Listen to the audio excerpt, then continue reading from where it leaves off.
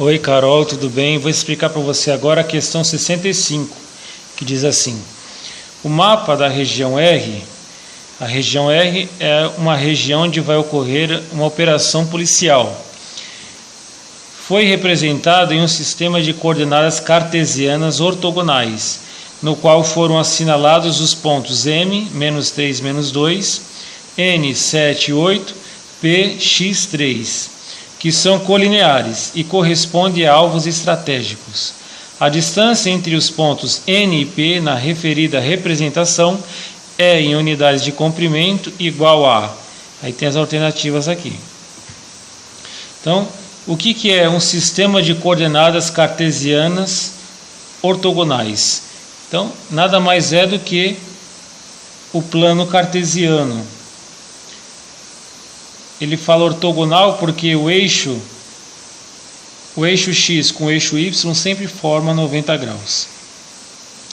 Então qualquer coordenada aqui, ó, como por exemplo aqui as coordenadas do ponto N, vão sempre fazer 90 graus entre si.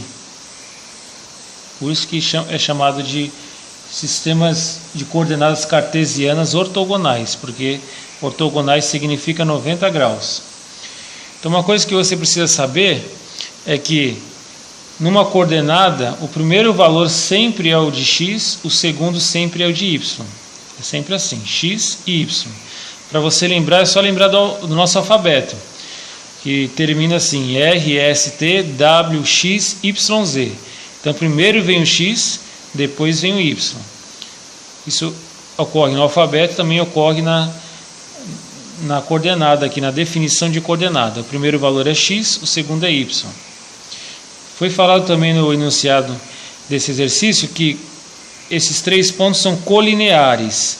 Colineares significa na mesma linha, tem uma linha comum, então eles pertencem à mesma reta. E o exercício quer saber também a distância entre os pontos N e P. Para a gente calcular a distância entre N e P, a gente precisa saber qual é a coordenada x do ponto P. Então, para isso, a gente tem que determinar a equação da reta. Pela equação da reta, a gente vai jogar o valor aqui que a gente tem em y e a gente vai encontrar por essa equação o valor de x. Existem várias formas de você achar a equação da reta. Eu vou ensinar a mais fácil, que é baseada no Teorema de Tales. Então, o Teorema de Tales diz que um feixe de paralelas cortadas por duas transversais possui medidas correspondentes. Então, essa medida aqui corresponde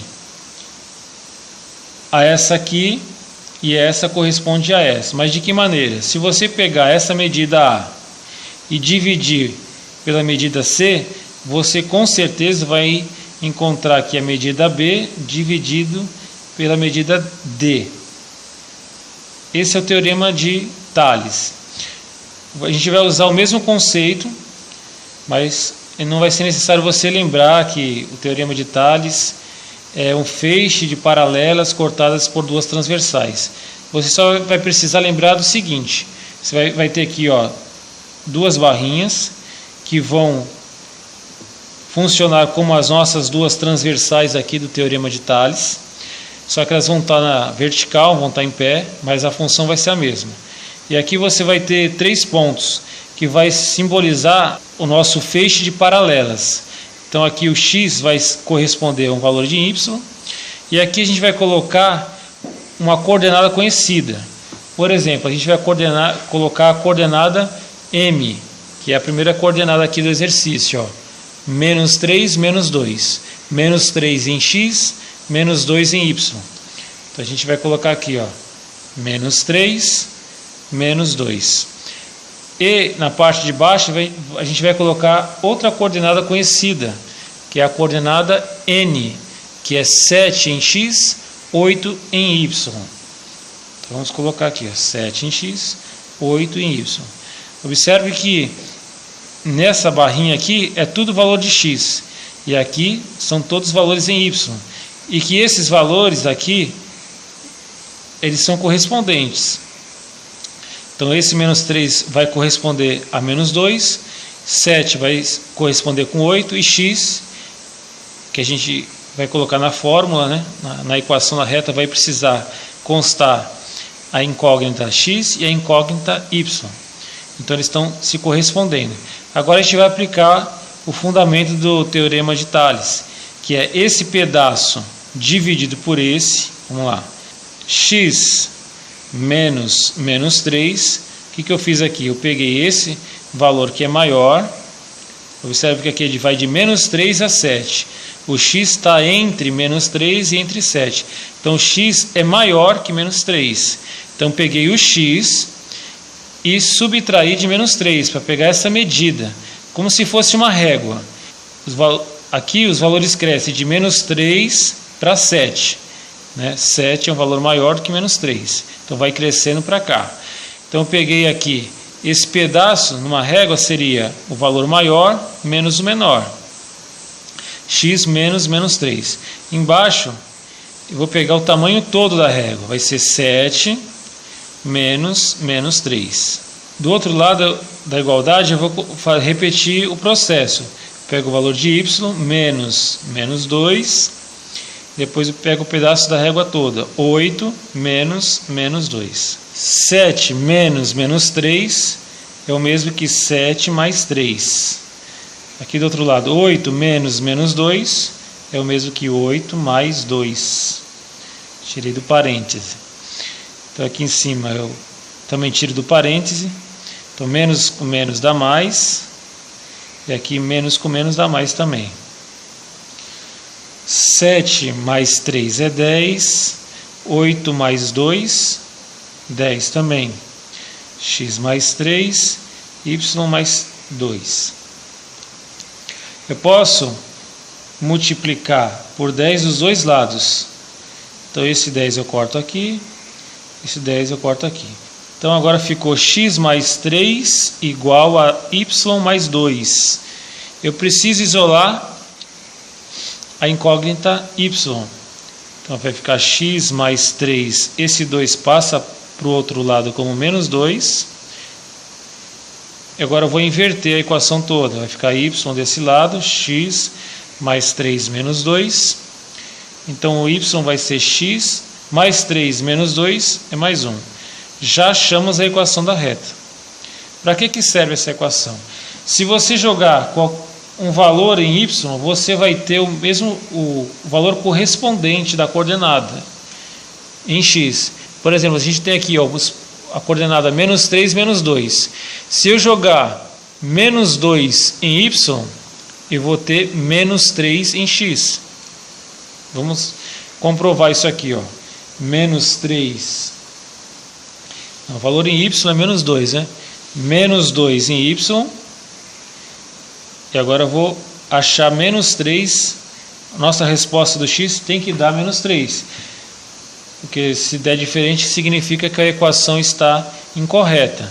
Então é sempre bom você fazer esse teste. Esse mais 1 vai passar para o outro lado como menos 1. X igual a menos 3. Tá vendo? Então, menos 3 em x, menos 2 em y. É justamente a nossa coordenada m. Vamos agora fazer o teste aqui da coordenada n. Só para você ver que realmente está correta a nossa equação da reta. Então, eu vou jogar agora o valor em x. O valor em x da coordenada n, essa coordenada aqui, o valor em x é 7. Vai ter que dar 8 a nossa conta. Então vai ficar assim, y igual a 7, esse 7 está no lugar do x, mais 1. Y igual a 8. Tá vendo? Para isso que serve a equação da reta. Agora, usando esse processo, a gente vai calcular qual é a coordenada x do nosso ponto P. Vamos jogar esse valor y aqui na equação da reta. Então, no lugar de y eu coloco 3. E agora eu vou achar o valor de x do ponto P. 1 está desse lado como positivo, passa para o outro lado como negativo. Nosso x é igual a 2. Então, a gente já tem a coordenada do ponto P. Então, vale 2. Tendo já a coordenada do ponto P, que é 2, 3, e o exercício já nos havia dado a coordenada do ponto N, que é 7 e 8. A gente vai fazer o esboço do gráfico no plano cartesiano. Então vamos lá.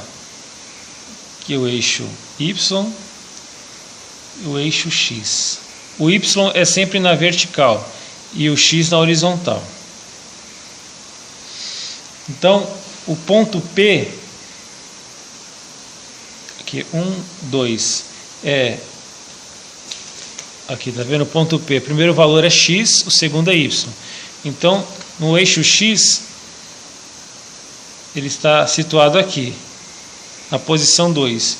E no eixo Y, ele vai estar aqui, na posição 3. Já o ponto N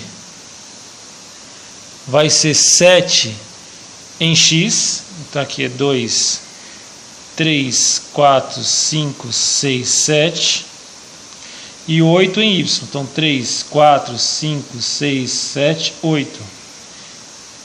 Então a gente vai traçar aqui esses pontos. Então esse ponto aqui vai ser o nosso ponto N, e esse aqui vai ser o nosso ponto P. E essa é a nossa reta. Tá, ok? Eu vou só traçar também o ponto M para você ver que são colineares mesmo. Então, o ponto M de Maria, tem menos 3 em X. A gente vai traçar aqui, ó. 1, 2, 3. Menos 3 em X e menos 2 em Y. Então, 1, 2, menos 2. A gente traça aqui, ó. Esse é o nosso ponto M de Maria. Opa. Então, esse ponto ele vai ser colinear com essa reta aqui. Uma reta só. Então, existe 3 pontos nessa reta. O exercício só nos pede para calcular a distância entre P e N. Para você calcular essa distância, você vai usar a propriedade de plano cartesiano, que diz que é sempre ortogonal, ou seja, ele sempre forma 90 graus. Então, essa posição do eixo X com a posição do eixo Y vai formar 90 graus. E aqui a gente tem um triângulo retângulo. O triângulo retângulo ele é muito importante na geometria, porque a gente pode usar as funções seno, cosseno e tangente nele. E também a gente pode usar o teorema de Pitágoras,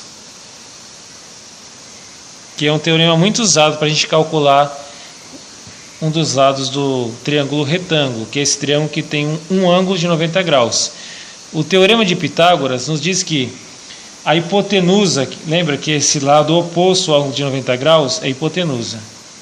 A hipotenusa ao quadrado é igual à soma dos quadrados dos catetos. O que são os catetos? São os outros dois lados.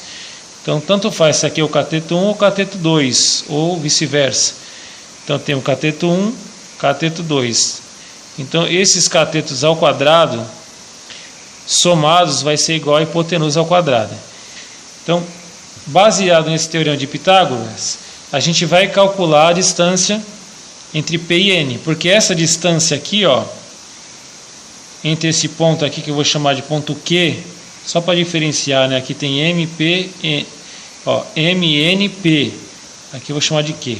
Então essa distância aqui a gente pode calcular como sendo 8, lembra, o valor maior menos o menor. Então aqui vai ser 8 menos 3, vai ser a nossa distância de N até Q, ou de Q até N, vai ser esse pedaço. E aqui, esse pedaço, aqui o outro cateto, vai ser a distância maior, 7, menos o valor menor. Então vai ficar 7 menos 2, vai ser a nossa distância PQ. A gente já tem os dois catetos, agora é só aplicar o teorema de Pitágoras para achar a hipotenusa, que é o lado PN aqui. Então 7 menos 2 vai ser igual a 5. 8 menos 3 igual a 5 também. Agora a gente aplica aqui o teorema de Pitágoras. Vai ser a hipotenusa ao quadrado. A hipotenusa o que é? O lado oposto ao ângulo de 90 graus. Então, PN ao quadrado é igual à soma dos quadrados dos catetos. Que nem eu falei, tanto faz quem é o cateto 1, cateto 2, tanto faz. Então, eu vou chamar esse aqui de 1. Então, vai ser 5 ao quadrado mais 5 ao quadrado. Então, vai ficar PN ao quadrado vai ser igual a 25 mais 25. Agora sim, 25 mais 25 é 50.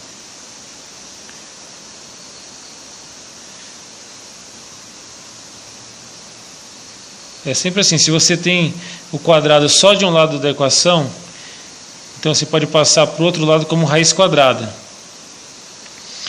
Agora a gente vai tirar a raiz quadrada de 50. Então a gente vai fazer aquela fatoração, não sei se você lembra, para fazer o MMC, é a mesma coisa. A gente vai dividir pelos menores números possíveis. Então dividir por 1 vai dar 50 mesmo, então 1 a gente pula. Então vamos dividir por 2. 50 dividido por 2, 25. Vamos dividir agora por 2 não dá, porque não é um número par. Vamos dividir por 3. Por 3 também não dá, porque 2 mais 5 é 7.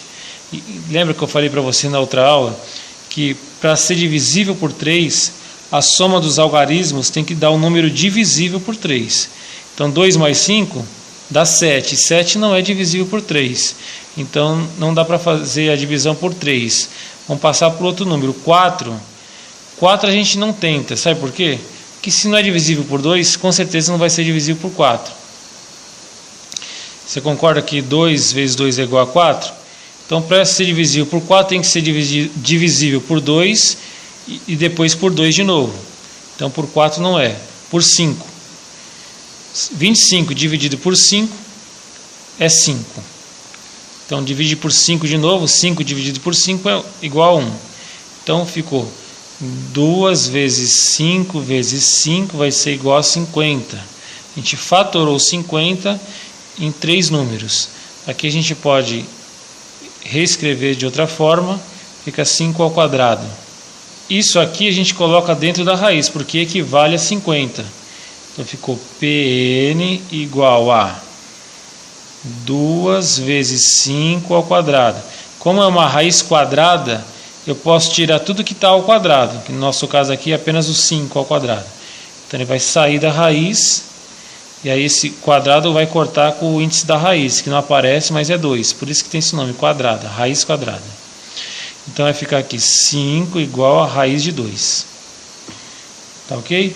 E isso corresponde à nossa alternativa A.